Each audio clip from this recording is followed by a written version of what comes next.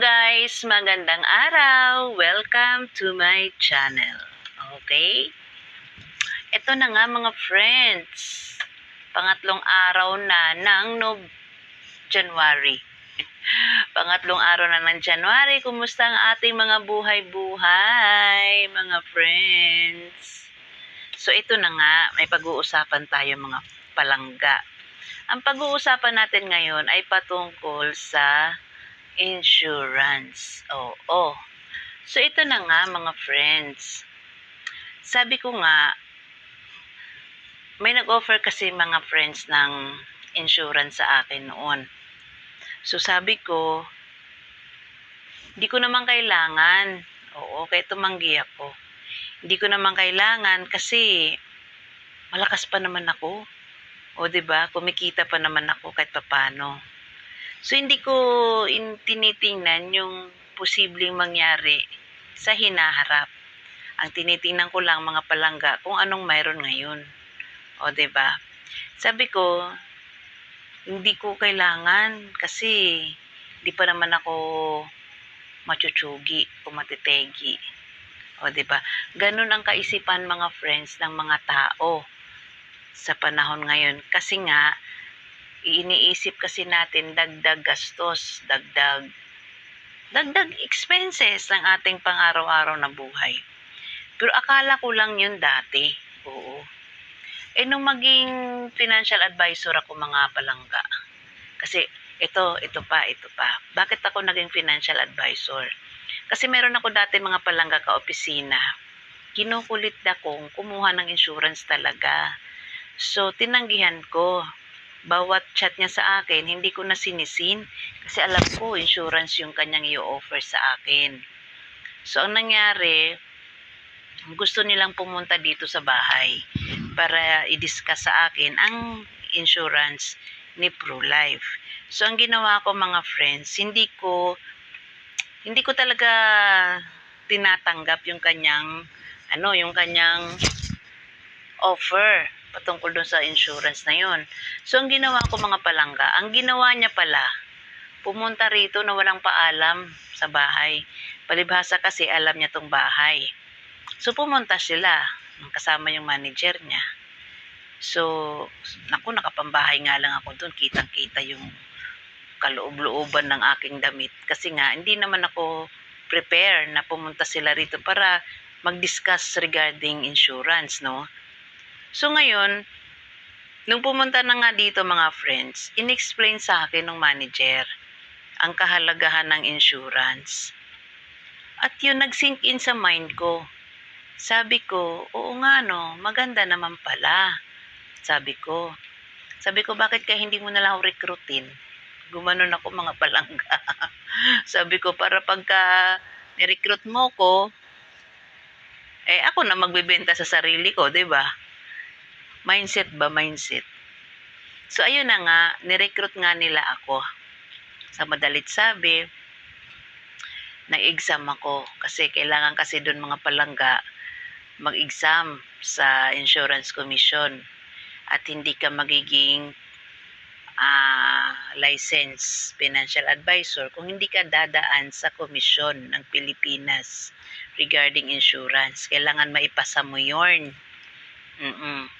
So, eto na nga, makalipas ang ilang buwan, kakaantay ng result, nakapasa naman si Inday, mga friends. So, ito isa na tayong ganap na financial advisor ni ProLife UK at nagbebenta. So, ibig ko lang sabihin mga friends, yung katatanggi ko sa kanya patungkol dun sa pag-offer niya sa akin ng insurance.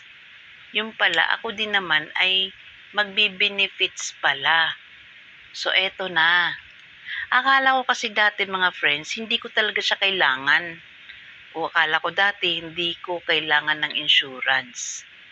Kasi ganito mga palangga. Dito kasi sa Pilipinas, pag sinasabing insurance, baliwala kasi nga, dagdag gastos kasi siya. Tunay naman, dagdag gastos talaga ang insurance sa tulad natin mga Pilipino na sa Bisaya na pananalita, muna lang ang income. O, 'di ba? At yun lang talaga ang income. Unlike sa ibang bansa, kasi silang pa lang ng anak nila, insured na kaagad, 'di ba? Dito sa Pilipinas kakaiba. Ang mayroon lang mga insurance dito yung mga mayayaman. Ang mayayaman nga kumukuha ng insurance, tayo pa kaya, 'di ba? So eto, mali talaga ako pala. Mali ako mga palangga na pagtanggi. So ito na nga nung naging insurance agent na tayo, in-insured ko syempre sarili ko. Ay ano namang isi-share ko dun sa mga kliyente ko kung ako mismo hindi insured, 'di ba? So nakita ko mga palangga ang kagandahan ng programa o ng proyektong ito. Napakaganda at sa tunay lang na buhay, ang dami nang nakikinabang na mga member ng mga ng insurance. Itong mga kumukuha ng insurance, talagang napapakinabangan nila kung ano yung program na mayroon doon, yung mga health benefit. Oo, ang laking bagay pala talaga. Siyempre, napag-aralan mo na.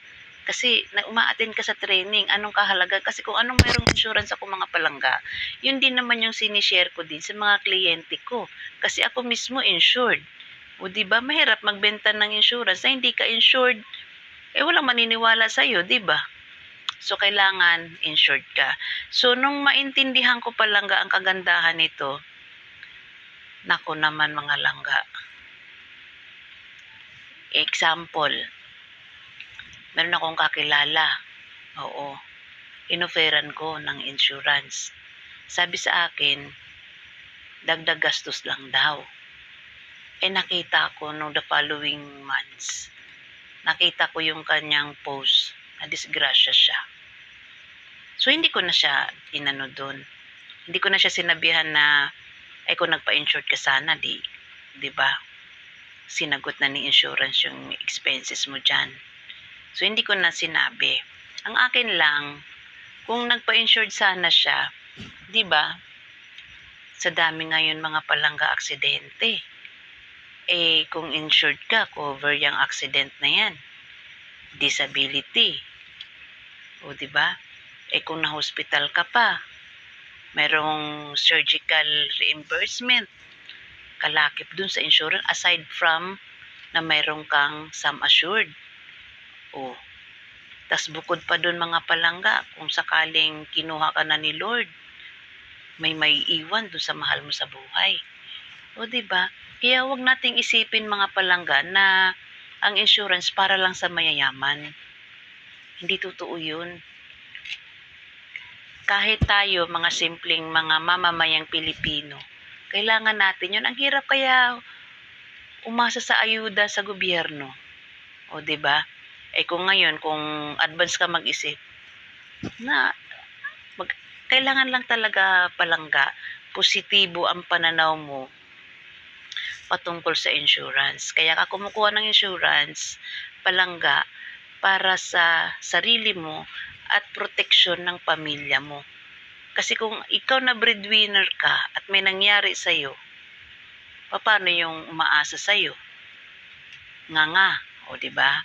Eh ngayon, kung insured ka, dahil breadwinner ka, pina-insured mo sarili mo, yung umaasa sa'yo, kahit papano, hayahay ang kanilang buhay pag nawala ka. Kasi bakit? Insured ka eh.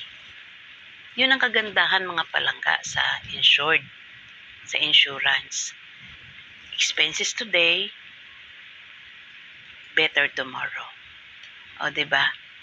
Kasi aside from insured ka mga palangga, nag-i-invest ka din. Minsan topic natin yung regarding sa investment ng insurance.